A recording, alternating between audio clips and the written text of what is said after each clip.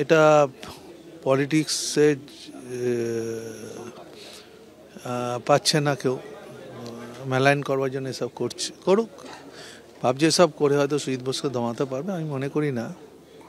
আমরা দমবার লোক না, সুজিত বোস এই নিয়োগে ছিলও না। সে চিঠি দিয়ে অলরেডি জানিয়ে দিয়েছিল আমি এই প্রক্রিয়াতে থাকবো না। আমিও অন্যায় করি নিশ্চয়ই আইনের মতোই চলবে, আইনটা কেউ হাতে নিতে আমরা কেউই পাই না।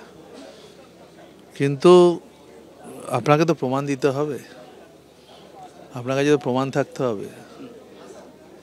আজকে আপনি এত লোক নিয়ে চলে গেলেন কি বেসিসে? মান সম্মান তো একটা বড় ব্যাপার, প্রেস্টিজটা হচ্ছে সব থেকে, মানুষের সব কিছু চলে যেতে পারে, প্রেস্টিজ চলে গেলে আর কিছু থাকে। এরা সেটাই করতে চেষ্টা করছে, যারা একটু ভোকাল, যারা একটু ভালো বলতে পারে, যারা একটু সমাজে যাদের প্রতিষ্ঠিত আছে। এই প্রক্রিয়া আগেও হয়েছে আমার কাছে, যখন সিপিএম ছেড়েছিলাম তখনও হয়েছে, কিন্তু মানুষ জায়গায় প্রতিষ্ঠিত করেছে।